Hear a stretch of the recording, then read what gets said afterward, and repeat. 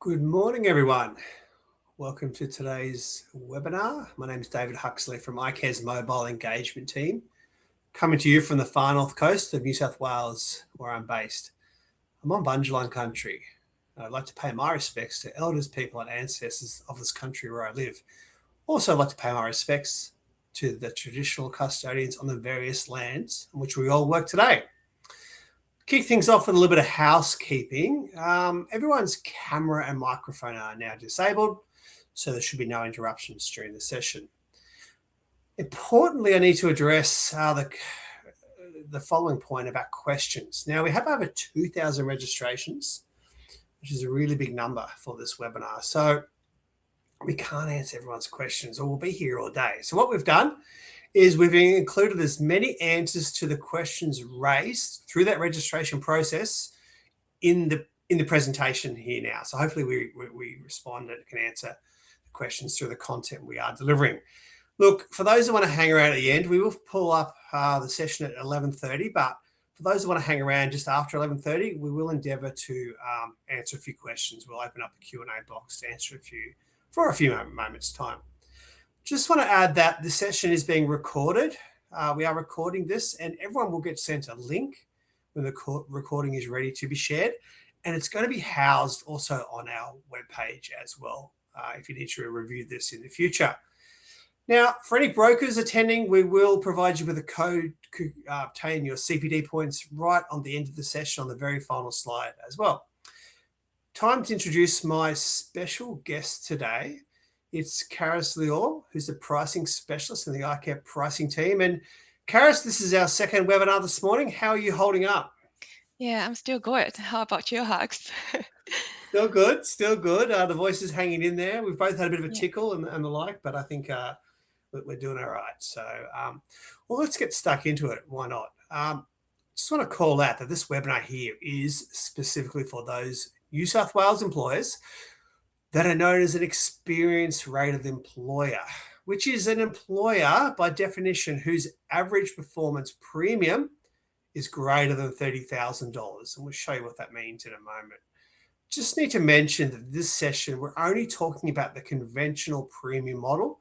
We're not talking about the loss prevention recovery model, or LPR model, which is known by, which is a different method of calculation for only a handful of the largest employers in and around New South Wales. But we are going to hold a webinar for those LPR customers, later in the year, probably in November. We did one last year, which the recording is available on our webpage if you need to review that. So, Karis, we have mentioned this session is for experience-rated employers. So let's go and define what that means exactly. So in New South Wales, we have two predominant categories of employers. Why don't you explain the difference between the two on the screen? Yeah, sure, Hux. So the majority of the New South Wales employees, about 93% of the business, are known as small employees, whose average performance premium is equal to or below 30,000.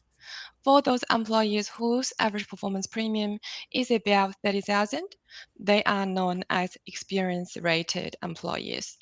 The main difference between the two categories is that for small employees, claims experience is not used in premium calculation, but for experience-rated employees, up to 3 years history is used at renew and policy adjustment.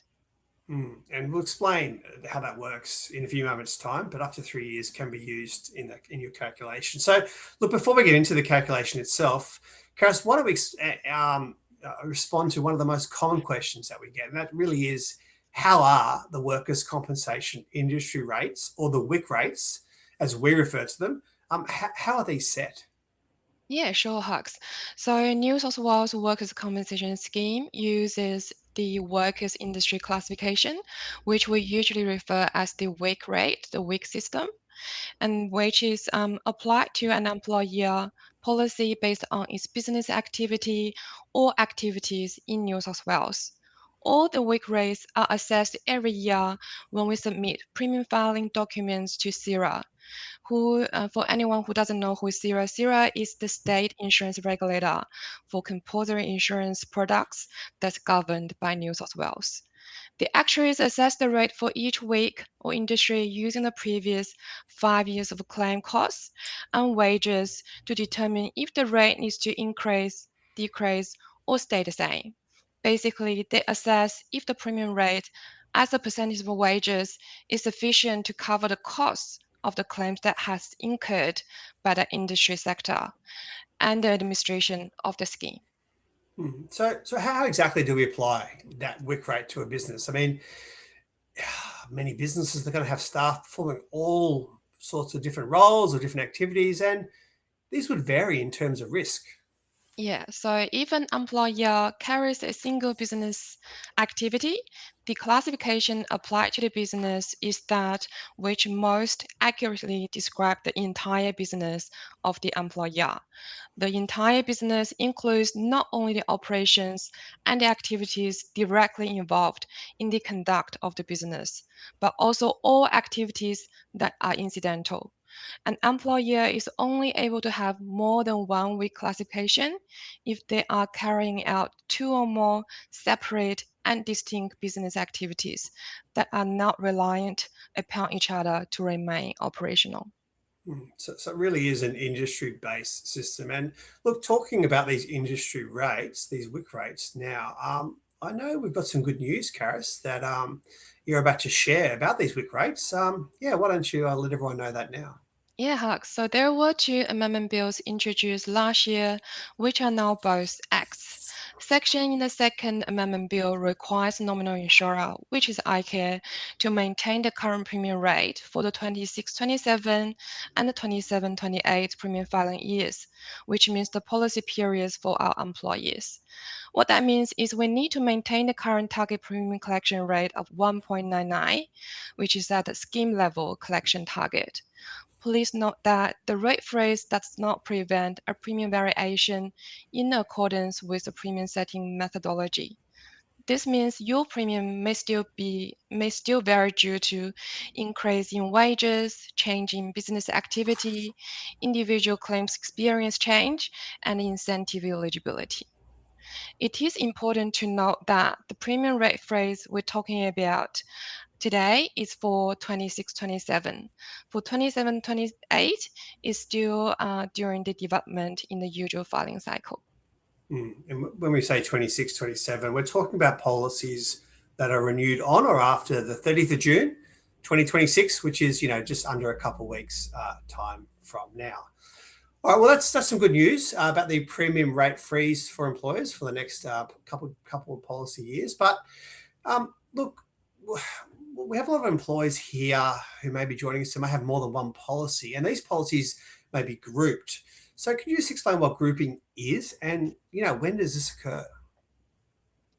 Yeah, sure. So, Hux, for grouping of employees, that means if you have related business with combined annual wages of over 750,000, you must group your insurance policies. Related business are those that have common ownership or control. This includes a controlling interest of more than 50% in each of the 2 business. The group APP will determine your employer category, which is the average performance premium range, and claims performance adjustment rate. If the group APP exceeds 30,000, then all employees, the members within the group, will be claims experience adjusted. Other group members' claims do not impact your own premium. All group members must have separate policies. So each policy is based on the legal entity which is validated by the ABN number, but they must share a common renewal date, and this is a legislative requirement. And that second last point is pretty important, that claims on one group's members' policy won't impact a separate policy as part of that group there. So let's move on to the calculation side of things and explain this and hopefully simplify it as much as we can, because it can be quite tricky. I'm going to start with some of the basic components, and in a moment I'll hand over to you, Karis, to explain the difficult part, if that's okay. The first part of the calculation, which we've already referenced, really is to calculate that average performance premium, or APP, which is simply the wages by the WIC rate. And you can see on the screen we have Rick's Restaurant. We're going to use Rick's Restaurant as the example today. This business pays about $2 million in wages. The WIC rate for cafes and restaurants is 2.25%. That's all cafes and restaurants in New South Wales. So the average performance premium for Rick's restaurant is $45,000, just excluding, this doesn't include all the other fees or potential discounts or charges, which we'll get to later on. But as Rick's premium is above $30,000, Rick is an experienced rated employer. So this means that his policy or his premium will be subject to a claims performance adjustment. And we'll show you how we get to that later on. So a claims performance adjustment can be an increase or a decrease in premium depending on how the employer is performing when compared to the overall scheme performance measure. And in Rick's example, he's had no claims. So he's likely to receive a reduction or a discount on his premium. And we can see on the screen in the second blue box there that the premium he is charged is only $41,480. So not a bad reduction for Rick for having, good claims experience along the way. So we've talked about this claims performance adjustment, Karis. Why don't you now explain how we calculate that in sort of simple terms as much as we can? Sure, Hux. So the next slide, this slide, now we will talk through how experience is rating and impacting the premium for a experience rated employer. So the main concept is we look at the employer's performance to compare with the scheme performance. And your claim performance is calculated at the renewal date of your policy and includes your claims cost for the 3 years prior to the renew. And then we use the 3 years claims cost versus 3 years of average performance premium to calculate your performance, and is called as claim performance measure for the employer. And then the employee's performance is compared to the scheme performance measure, which is the SPM. And then with the result, we'll see if you're performing better or worse than the scheme. When you're performing better than the scheme, it's likely to receive a lower premium than the average performance premium. And that was the example we had a moment ago of Rick's. His performance is better than the scheme performance measure. So yeah, again, he was getting that discount in his renewal premium. But what people probably don't understand, Karis, is that not all claims costs are used in the calculation itself. And actually, there's really only one main cost that is used, which I'll explain in a moment. So I'm going to start with what isn't used in the premium calculation. And that's all those, everything on the left-hand side of the screen here. And I'm just going to call out a couple of them. There's a few there. Let's just say medical expenses. Look, a medical expense, we know, is a pretty high expense, especially if someone has required surgery or they've been in a hospital. These costs are not used in the calculation, nor are transportation or accommodation costs. And sometimes people will need to travel for treatment, or maybe they need to go to a larger centre. I'm regional. I may need to go to somewhere like Sydney or Newcastle or places like this where there are bigger hospitals and better treatment. So none of these costs are used in the calculation process. Nor is the last one, the rehabilitation costs. Look, a rehab provider, Karis, is they're an expert in the work health and safety and workers' compensation and return to work space. And their costs, they're there to help support, get a good outcome on a claim and support the worker and your business with return to work. And their costs are not used in the calculation. But when we go over to the other side, we look at the premium impacting costs. Look, the main component is the weekly compensation payment, which really is just the wages that is paid to a worker when they're unfit to work with, say, no capacity to work, or perhaps they are fit to return to work, but their employer cannot offer any light or suitable duties. So they can't find anything for them to do, even though they are fit to return to work in some capacity. And this is why we talk about the finding suitable duties as much as you possibly can to support the return to work of that worker, because any payments made to those workers while they're not at work in terms of their weekly compensation payment is going into your premium. And we're going to show you in a moment what that can do. So look, we encourage you here, if this is the case for you, have a chat to your case manager, get a rehab provider to help support that process. the rehab provider costs won't impact your premium, but certainly the costs will, for someone who's off work. So actually, speaking of injured workers, Karis, I do have a little bit of bad news. With regards to Rick, one of his workers, his head chef actually, who really is an important staff member in the business and in the successful running of his business, well, she's injured herself slipping on oil in the kitchen. Now, in this example, Rick has reported the claim as soon as he possibly could to his claims service provider and has been supporting the worker as well. And we're going to say that the worker's paid $1,000 a week. That would be her wage, just for the example here. So, Karis, before we get into the impact on Rick's premium, why don't you explain how we would apply a claims performance adjustment just at a pretty high level before we go back to the Rick's restaurant in a moment's time. Sure, Hux. So this slide will walk through how experience is calculated for premium impact step by step. So there are in general 5 steps to arrive the final premium payable. And the first step is to figure out what is the employer's claims performance measure, and it's called CPM. That's using 3 years of the claim cost. Remember, that's the cost only included for premium impacting Hux just mentioned, not the ones that's on the left-hand side of the table, and then divided by 3 years of APP to receive the performance measure for the employer. And the scheme performance measure is 4.3% as the standard for the New South Wales Workers' Compensation Scheme. And then we're using the CPM from the employer to compare with the SPM to arrive a claims performance rate, the CPR rate, to determine if the performance is better than the scheme or worse than the scheme. If we have a look of the right-hand side table, which is called CPA table, we can see on the first column, the percentage range that's bolded is the CPR rate. So this rate is used to adjust the APP premium and also used for the SCR discount that we'll mention in the later slide. Then with the CPR rate and the employer size based on either APP for individual policyholder or group APP for a group employer, we will locate what is the CPA adjustment rate for this adjustment. Then using that rate to multiply the APP to get the final premium.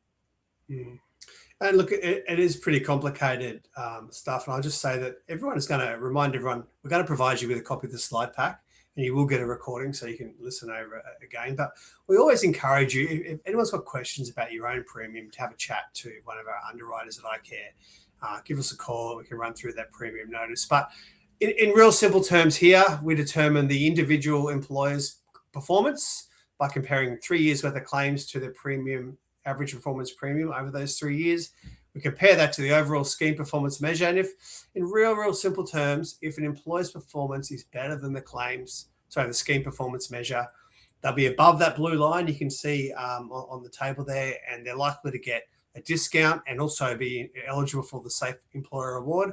If their performance is below the blue line, they're likely to be charged more in the premium renewal, but also they would not be eligible for the Safe Employer Award. Safe Employer Award, which we're going to talk about in a moment's time. So let's now look at Rick's restaurant, Karis. We'll get back to the example of Rick. Now we know that we didn't have an injury to begin with. He's now had an injury. His chef has slipped over, and let's look at 2 different approaches how Rick could have responded to that workplace injury and the impact on the premium charged. Yeah, sure, Huck. So there are 2 approaches as a scenario we are going to talk through today. So the first one in the middle bar is a proactive approach. So when the head chef is injured, the claim is reported to iCare as soon as possible, allowing for early intervention to have that medical and rehab to go in as soon as possible for the immediate treatment, and also engaging to support the return to work. The head chef was able to return to work within about 3 weeks' time, and the incurred for the claim cost about 2,550. And based on this scenario, the end premium we're achieving is 43,910. So comparing with the average performance premium is still a better outcome. So even when there is a claim, but if the return to work cohort is very short and the employer is very engaging with the return to work program, we can still achieve a discount compared to average performance premium. And the other one is the passive approach, which is on the right-hand side. The right-hand side bar, the claim is reported late, and the head chef didn't get treatment immediately. There's a delay in that treatment and the return to work planning. The employee is not engaged himself in the claim. So the head chef didn't return to work until about 10 weeks' time. That has incurred the cost about 9,500 in weekly payments. And this is ending a premium result at 59,705. So comparing with the average performance premium 45,000, there's quite a bit loading there. And also this is showing this employer is not performing as well as the scheme average. So Hux, I have discussed some of the direct premium impacts for RIC from 2 different approaches, but there are also potential other indirect costs for any business that relates to injury. Can you talk through a couple of the main ones? Yeah, absolutely. And you can see those two different approaches. If you're proactive, you can get someone back to work, is a good saving compared to if you do nothing and ignore the injury, then yeah, the premium can go up quite significantly. So that's from a financial perspective. These are direct financial costs that Karis has just run us through here. But as you just said, there's a number of indirect sort of costs with any workplace injury. And this could come for, I suppose, employers of any size. Obviously, there's the loss of productivity with having a staff member away from work. And look, the head chef in Rick's example, she's a really important part of the business there and why the business has become successful, I suppose. Obviously, time, resources, etc., required to backfill those positions. Also, potential impacts on other staff who may have to pick up extra work. Might have to do overtime or work extra shifts. This can also impact workplace culture. There's also potential reputational risks for many businesses where maybe their product or whatever it is they're offering or doing isn't quite up to their high normal standards. And again, the head chef, important part of the business, if she's no longer in the workplace because she's injured, there could be some quality control challenges there for Rick's Restaurant. So lots of other, they're all on the screen there.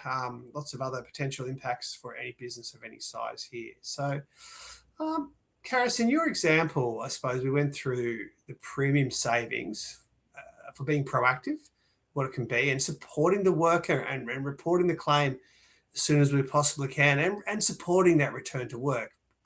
What we haven't mentioned is there's actually an incentive to lower the cost of each individual claim for supporting return to work. The return to work incentive. I'll get you to explain how we can get that.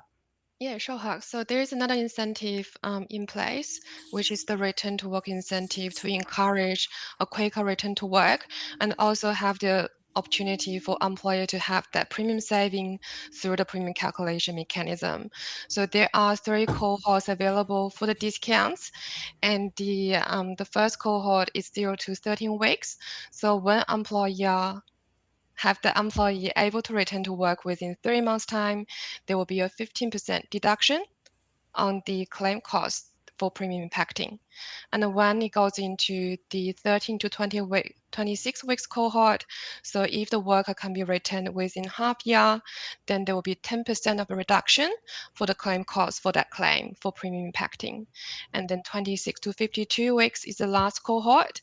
We can still have this incentive to apply for potential premium saving. So if the worker can be returned within 1 year, there'll be still a 5% reduction on the claim cost for premium impacting. And look, return to work, returning your injured workers back to work is where you can get these, I suppose, discounts, through the premium process. So look, there is another one now I've just brought up on the screen, which also rewards employers. And we've already mentioned this earlier on.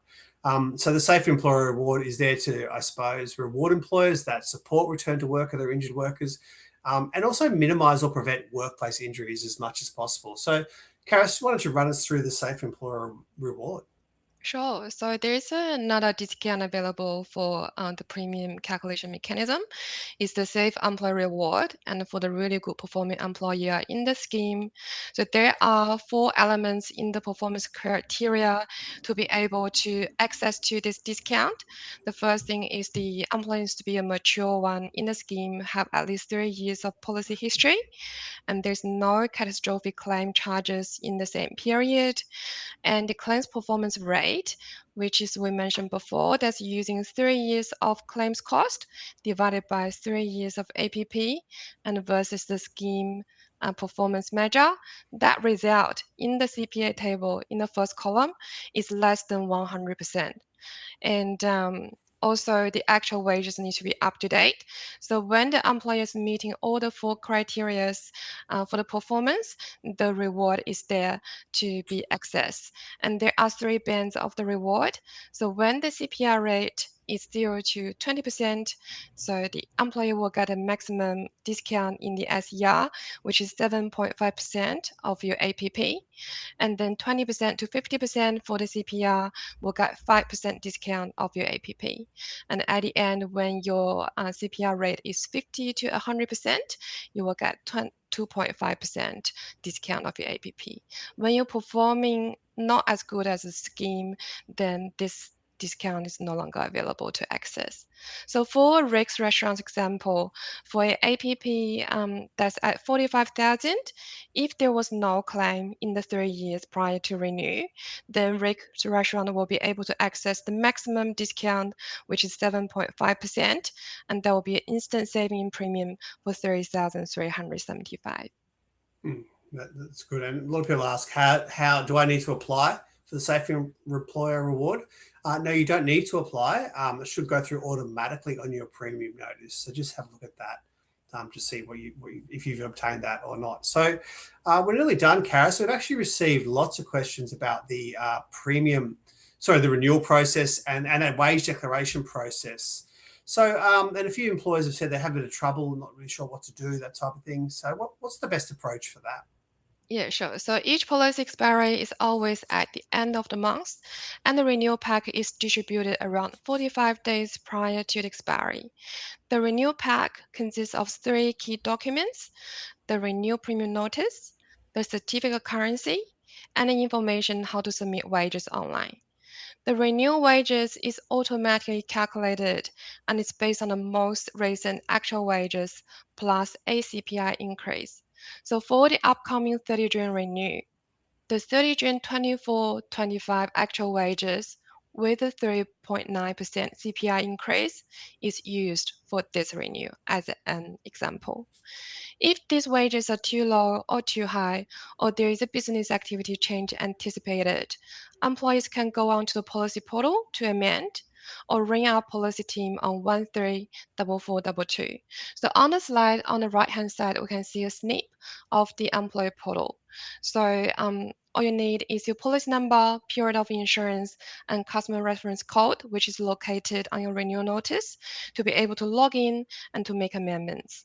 So when the amendment is lodged and returned back to iCare, the premium will be recalculated based on the revised estimated wages, actual premium payable for increased estimates, vice versa. Mm-hmm. And yeah, and employers have 4 months to complete that wage declaration from the expiry of the policy. And sometimes they may get the message it hasn't gone through. So if you're not sure, just give us a call on the number that we have provided there. But really, just want to reinforce the importance of declaring wages, because if you're not doing your wage declarations, what can happen is your premium can be increased by 30% until those wage declarations are completed. You have an obligation to do so. And look, just one other reason is that Safe Employer Reward we've mentioned. It's on the screen there. We mentioned it a couple of times. One of the criteria is to make sure that you have completed your wages declaration. Yeah, sure, Hux. And we have been speaking about the importance of reporting of claims today. Could you please run us through the importance of reporting a claim of workplace injury as soon as possible? Yeah, and we're just going to spend just a few seconds on this. On the dial there, this dial represents all the claims reported in New South Wales, and what it shows us is that 60% of claims are reported within 5 days. So what that means is that 40%. So quite a large chunk of claims report outside of 5 days. And there's a real difference when you go to the right-hand side for those reported inside in terms of cost and duration compared to those reported outside. So report a claim within 60 days, the average days off is 60 versus 136.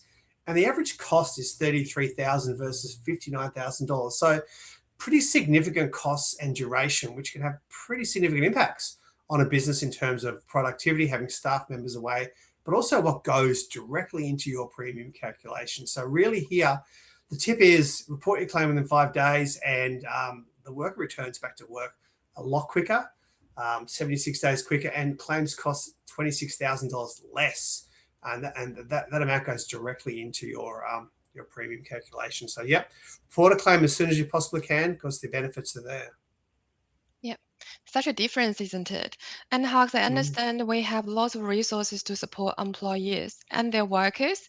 Can you share one of the new free tools that is not available? Yeah. Our injury prevention teams created this tool. This is for small and medium-sized businesses, or really anyone can access this around New South Wales. It's an online tool. You can access it via your phone. A series of short, I suppose, micro learns to help you with work health and safety and prevention, but also do what to do after a workplace injury. The QR code's on the screen there. You can access that and sign up. It's free. We're also going to send you a link in that email. I've referenced a couple of times now. We're going to send you an email with a link to all the resources that we talk about here today. So we're just about done, Karis, and we're just on time. So let's cover off on the key takeaways from the webinar before we go to a few questions. Sure. So for when your average performance premium is greater than 30,000, your policy is experience rated, which is our audience today. And it is key to report a workplace injury within 5 days to achieve a better outcome, including quicker return to work, which is 76 days quicker on average, a saving in claims costs, which is 26,000 less on average, and that will be directly impacting your premium as an experience rated employer. And also there will be less impact for your business productivity. Access a safe employee reward that receive up to 7.5 discount of your premium if eligible, support return to work of your workers, and access to the return to work incentive. Declare your wages on time to avoid paying too much premium and return SER discount eligibility. Access the safety locker macro lens to support your workers and your business. Stay connected with your injured worker to speed up return to work timeframes. And really, in the last blue box there says wages. The wages paid on a claim, they have the biggest impact on your overall cost of claims going straight into your premium. So that is a real key takeaway. Look, this kind of brings us to the end of our session. Now, before we answer any Q&A, just a really quick poll. One question should pop up now. What did you think of the session between 1 and 5? If you got something out of the session, you look at giving it a 4 or a 5. If you didn't get much out of it, you give it a 3. If it was a waste of time, you give it a 1 or a 2. Look, we like to keep these sessions short and sharp. We did go over 2 minutes. Apologies for that, but we like to keep on point with these sessions and try to simplify some of these difficult concepts of workers' compensation as much as we possibly can. So we're also going to open up the live Q&A, and in that, we're going to respond to a few questions, but also if you want to provide us any feedback of the session, but also any future topics, because we take that feedback on and we develop new webinars as well for the future. So if you want to, on the screen, you can also see a QR code. That is for any upcoming events or any upcoming webinars or face-to-face sessions that we are hosting. We do travel around New South Wales. We're holding a session in a couple of weeks' time in Bankstown, then a few more sessions out of Sydney, down in Canberra and Goulburn and up in Ballina. All the information will be there on that QR code there. So, Karis, while people are just responding to the poll and letting us know what they thought, we've got time for a few questions here. Now, they are coming in thick and fast. People probably can't see what we're looking at. So we will select a couple to respond to for those people that are hanging around. Can you see one or two there that you can answer? Yeah, sure. I saw one about return to work incentive information, for example, of which. So there are 3 cohorts available. Can we still go back to that slide? So there's 3 cohorts available for the return to work incentive. So 0 to 13 weeks is 15% discount of the claims payment going to the formula for premium impacting. And then 13 to 26 weeks is 10% reduction of the claims cost to go into the premium calculation formula. And then between half year and 1 year, that's 5% reduction. And a question here someone had about contractors, and this came up in the other session we did today with regards to contractors. We didn't get into the detail of who is a contractor. It's sort of on a case-by-case basis, but we have lots of information that's available not only on our webpage, but we're going to send you out. One of the resources is a link to the wages definition manual. There's a whole section on contractors there, because sometimes a contractor could be a deemed worker, or they could be a true contractor. And when they are a deemed worker, or potentially a deemed worker, you need to declare those wages on your form, and they would be covered under your policy. But we always encourage you to contact our policy team if you're not sure about when someone with an ABN number who is a contractor, they could be a worker for the purposes of workers' compensation. So it isn't always black and white. See anything else there, Karis? Yes, I see one question about declaring wages, actual wages on time helps with the premium. So it helps with the premium for the incentive retainers. So for the Safe Employer Reward, one of the prerequisites is the actual wages is up to date, is on time, return to IK on time, and also to meet other 3 criteria to be able to access to that discount. So you won't be a direct premium saving, but you would influence. And also actual wages, when that's lower than you estimated, your premium will be adjusted based on your actual wages for that adjustment for that period. So also you will reflect a true premium for you for that period. And when it's lower than estimated, it should be a return premium, usually. Perfect. Let's just have a look here. How premium is calculated when actual wages declared are higher than the estimated premium? So I can probably answer that one there. If your wages come in higher than what you've paid premium on your estimated wages, because you never know. No one ever knows, I suppose, what wages they're going to pay. So there is that adjustment done in that period after the renewal of your policy. And I think you can pay any adjustment. If it comes in under, you'll be entitled to a credit towards your future policy or maybe a refund. If it's higher, there will be an adjustment premium paid. I think, Karis, can we pay the adjustment premiums by installments now, by a couple of installments? Yes, by 6 installments as an option. 6 installments, great. I thought it was only 3, so that's good. We can pay that off by 6 installments now. Anything else that you can see in there that we can respond to quickly? Yeah, so I have started one. And now I lost it. A lot of questions. I know, so many questions. I know. Is there an online tool to calculate estimated premium? Yes, there is a premium calculation projector on our website. So there are 3 premium models. For conventional, there's only one projector needed to estimate your premium, and then you can download and enter your estimated wages, choose your week rate, and it will do the estimate for you.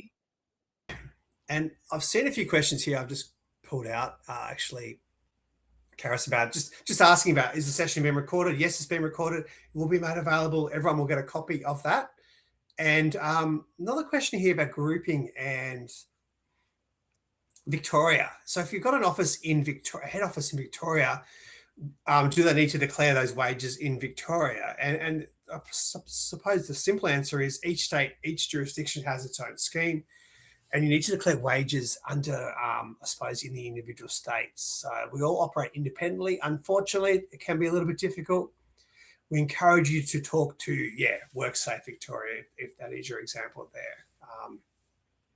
We are providing a copy of the slides.